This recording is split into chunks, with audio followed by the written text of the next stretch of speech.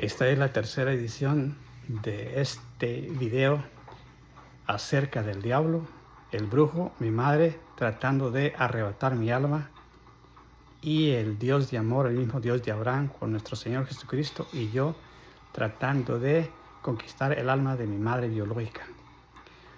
40 y más años espié a mi madre biológica y este gran testimonio es para la honra y gloria de mi Padre Celestial y su Hijo amado, con la verdad, combatiendo al diablo.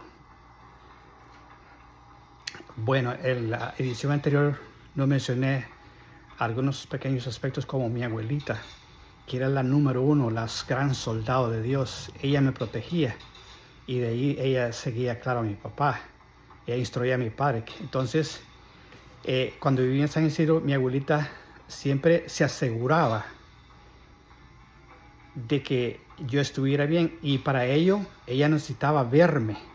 De una manera u otra tenía que verme. Entonces ella estratégicamente usaba a Miguel, un primito que tenía, que era como unos 2 años mayor que mí quizá, y Miguelito venía cuando yo tal vez estaba fuera de la cerca de la casa, tal vez ahí estaba yo, y entonces él venía, se acercaba, platicábamos como donde vivía él hacia mi casa, estábamos como 4 minutos caminando. Entonces, discretamente él me hablaba, jugaba conmigo, pero me iba llevando poco a poco, paso a paso, hacia la casa de mi abuelita. Cuando ya estábamos más cerca, me decía, vamos a ver a mamita. Y decía, no quiero ir hoy no quiero ir después, no, vamos. Cuando ya estaba más cerca, y él que se fijó que tal vez mi mamá no estaba ahí cerca de mí, entonces, y ya me dice, no, si vamos a ir, me decía. Y me tomaba de la camisa a la mano y entonces yo quería llorar y cómo, y ya él me llevaba, y no había otra, me llevaba arrestado.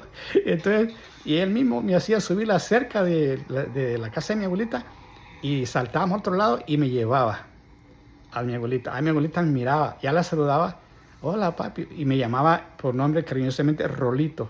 Hola Rolito, me decía, ¿cómo estás? Ya la miraba, bien mamita. Y de ahí pero ella se aseguraba verme físicamente y checarme todo.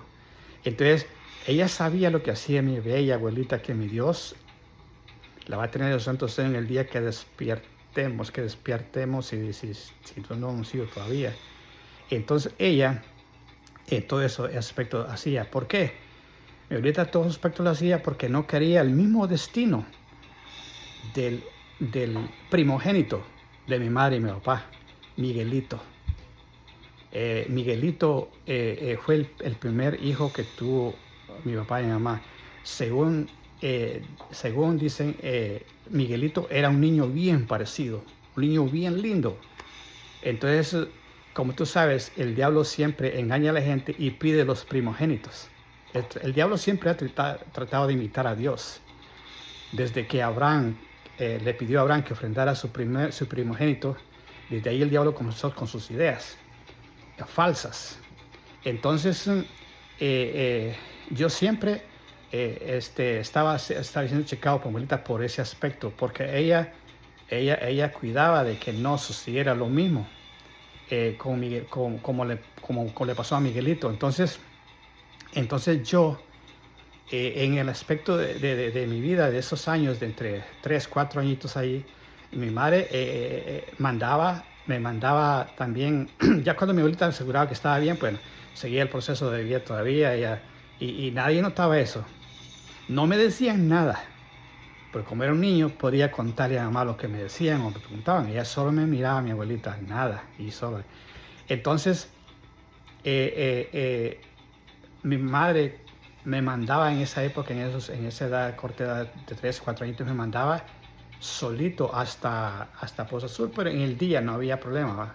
Me mandaba a dejarle comida a mi papá que vivía en Pozo Azul. Bueno, me decía mi mamá, fíjate si tu papá, ¿qué hace con la comida? Fíjate si no la tira o se la da a los perros. Mira cómo me dijo eso. Entonces yo llegué, no sé si fue el mismo día o otra ocasión que llevé la comida, y vi a mi papá cómo doblaba las tortillas, la primera, la segunda, y se las daba a los perros. O sea, la tercera, y tal vez una le daba una mordida a alguna tortilla de la última, y así, y acá comía creo que no se la comía, creo que tal vez medio le daba unas medias tocadas y lo demás. Pero yo vi a mi papá hacer eso, pero nunca le dije a mi mamá. Mira que el niño, no sé yo cómo, por qué, yo era guiado por mi Padre Celestial, porque un niño, ¿qué sabe? El niño corre y cuenta. Pero yo pensé, porque amaba tanto a mi papito terrenal, de que yo pensé que lo traicionaría a él. Entonces, pero yo nunca, y vale que mi mamá nunca me preguntó. Entonces yo siempre le agradeció que no me preguntó y yo nunca le decía nada. Entonces, eso fue un aspecto. También me mandaba, teníamos un caballo que se llamaba Gorrión, era un caballo súper chúcaro, rápido. Y ella a esa edad me montaba, ese caballo era peligroso. Ella me subía a ese caballo y dejar comía a mi papá. Y al pasar por un lapso donde vive mi abuelito, que tenía como 6, 8 perros, pero bravísimos, esos perros correteaban a los caballos y ese caballo me iba a matar. Si pasaba ahí, cuando yo pasaba, gracias a Dios, no había un perro de esos ahí. Entonces yo llegué solo una vez. Después yo le dije a mi mamá que no me quería subir al caballo. Cada vez que mi mamá me trataba de mandar en ese caballo o que tal vez me quería forzar, me forzaba, yo, mi pequeño corazoncito en esa época de niño era como que me lo destrozaba, como que me metían puñaladas. Yo sentía aquel dolor, aquella angustia, aquella pena, como pidiendo ayuda, pero no había nadie. Entonces, finalmente pasaron esas épocas. Después explicaré, en resumen, qué significa eso de que lo que hacía al mandarme en los peligros de esos. Lo mismo cuando me mandó para Comayagua cuando niñito, sin bus de regreso. Después explicaré en resumen qué significan esos actos, esas acciones que mi madre biológica hacía, esas oscuras acciones en su pensamiento. Entonces, bueno, pasaron la época de que después ella se movió de San Isidro a Poza Azul, porque mi madre biológica sí, en crédito de una mujer responsable, que ella cuidó del soporte de sus hijos y todos nosotros, o sea, comida nunca le faltó a nadie. O sea, ella es una señora emprendedora y sola, porque ella se dejó de mi papá, o sea, se divorciaron. Pero a corta edad mi papá no vivía. Y después yo recordé que siempre viendo a decir mi papá no estaba ahí, pero pasaba. Entonces mi mamá, mi mamá biológica, cuando ya vivíamos en Pozo Azul, ella siempre tuvo hasta 40 empleados trabajando en la tierra para ella. Era una señora bien emprendedora. Entonces, y como claro, ella no es, ella no esperaba de nadie. Ella era una señora que, que, que era de visión y de trabajo en ese aspecto. Y eso es lo que cuando yo iba creciendo, eso es lo que más pesar me daba a mí. Porque no era una madre negligente, no. Era súper trabajadora, emprendedora. Pero ese lado oscuro, es que de niño iba creciendo y creciendo. Ya cuando se movió de San Isidro a Poza Azul como emprendedora, a Poza Azul porque ahí es un área más turística, se conecta a la carretera principal de las dos ciudades más importantes de Honduras y hay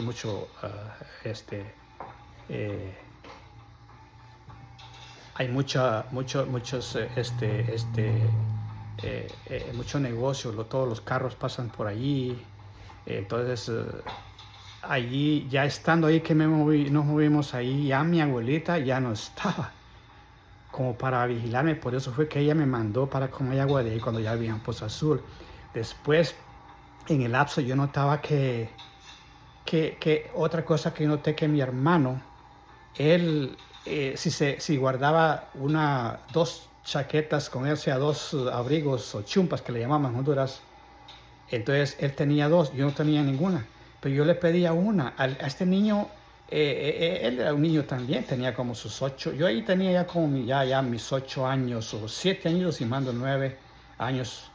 Y él nunca me quería dar una. Y yo le pedía una porque él tenía, ¿tienes una? Le decía, yo no tengo nada, necesitamos una para mí, para el río. Y él no. Dije yo, en mi pequeño pensamiento pensé yo, voy a decirle en delante de mi madre, sin decirle nada a mi madre que le diga que me dé una. En delante de ella le mando tener dos, dame una. Entonces, en delante de ella no dijo nada. Entonces me quedé yo, wow, así pensativo siempre. Después le dije a ella yo y mami como que se fastidió. Bueno, en ese aspecto ya yo no le quise decir nada. Fue cuando ya, pero como a esa edad, a los 7 añitos, yo vine y empecé, y no sé cómo, mi Dios siempre llegaba alguien cuando estaba yo en angustia y dolor, llegaba alguien a sobarme la cabecita de niño cuando dormía a medianoche. Entonces, y yo sentía aquel fervor y dormidito me dormía. Entonces, yo no sé, mira, yo tomé la Biblia un día. Cuando yo aprendí a leer, que fui a la escuela, aprendí a leer, fue como un mundo para mí, la lectura.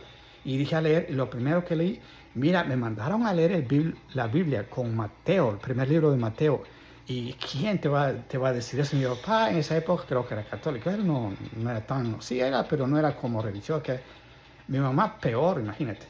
Entonces, ¿cómo yo vengo a leer la Biblia empezando en el libro de Mateo? Un niñito de 7 años leyendo el libro de Mateo. Y cuando empiezo a leer el libro de Mateo y empiezo a leer y a conocer la historia de aquel gran ser amado a Dios, su Hijo amado, nuestro Señor Jesucristo, y me la pone ahí a Mateo, y yo voy leyendo, leyendo. Y ahí fue cuando encontré unos grandes párrafos de la Biblia, escrituras que quedaron marcadas en mi corazón. Entonces, una vez yo, como no había luz eléctrica en esa época ahí, entonces yo trataba de usar, candelitas ya de noche para leer la Biblia, leía. Entonces una vez vino mi madre y me vino a decir, ay, este niño, dijo, o cipote, dijo, que solo leyendo la Biblia pasa. Mami, le digo, pero es que fíjese, le digo, que hay muchas madres halagan a sus niños cuando leen la Biblia, le digo, y ellas se regocijan, se ponen felices. ¿Y por qué no quiere usted que yo lea la Biblia? Ella es como que se fastidió cuando le dije eso. Se dio la vuelta, pero fastidiada. Y entonces me dio miedo. O sea, ella no quería que leyera, que no la leyera, o sea, que no quería que leyera. Entonces yo ya me dio miedo, no la leí. Entonces, mira, a un niño de esa edad, eran como 7 añitos, y ya ahí estaba agradecido, y ya hacía los mandados yo. Cada mañana, un domingo, le decía yo, mami, va a mandar a hacer mandado, voy a ir a Cihuatepec, que quieren mover en el primer bus. Yo encontré la iglesia San Pablo de Cihuatepeque, la iglesia católica del Parque Central de Cihuatepeque. Allí mi madre, o sea, yo discretamente le dije a mi madre, mami, va a mandar a comprar cosas al pueblo, le decíamos. Decía, oh sí, porque en esa época mi mamá tenía un restaurante. Entonces, oh sí, me decía, ve a traerte esto y estas cosas. Ok, me voy. Pero yo calculando ir a la iglesia a la doctrina dominical. Y mira, antes de yo acudir a esa doctrina, antes de ello, venía el ser divino, que yo según yo el ser divino era el ángel Miguel. Y entonces, porque venía y me cantaba y decía, si yo no tengo amor, yo nada soy, Señor. El amor es comprensivo, el amor es servicial, el amor no tiene envidia, el amor no busca el mal. Y entonces, aquel canto, me dormían con ese canto. Entonces yo me dormía cada vez. Entonces yo luché y engañé, o sea, discretamente le hice saber a mi madre que iba a tener los mandados, claro que sí, pero al mismo tiempo, a escondidas me fui a la iglesia y a la dominical, y llego a la dominical y yo ahí cantando todo, y había muchos niños ahí, y yo cantando también con los niños ahí, buscando. Y cómo está una señora allí, con sus manitas, sus manitas como, ¿sabes? Sería de nación, sería que le pasó algo a sus manitas a ella, y sus ojitos así, Pero ella con sus manitas alabando el nombre del Señor con nosotros y ella cantando. Y nos decía, si yo no tengo amor, yo nada soy, Señor. El amor es comprensivo, el amor es servicial, el amor no tiene envidia, el amor no busca el mal. Y se me viene a la mente el ser que me había cantado y me cantaba ese canto. Y yo solo observándola y ella regocijando mío, pero mi mente viajaba millones por segundo en mi mente del ser que venía. Y yo qué regocijo. Y me iba, ya cuando terminé la escuela dominical, me iba a comprar los mandados y me regresé otra vez. Allá otro domingo, mami, va a mandar a que, boom, ahí otra vez yo. Así era como iba manejando mi vida. Mi Dios amado, nuestro Señor Jesucristo. No quiero hacer video tan largo. Entonces, esta es la tercera edición para la honra y gloria de mi Padre Celestial acerca de la brujería falsa. Estos son los primeros pasos que no he contado nada extraordinario todavía. Pero viene, poco a poco, viene lo más veraz facto acerca de la farsa del diablo, cómo el diablo hace que la gente crea en sus trucos, manías y mentiras.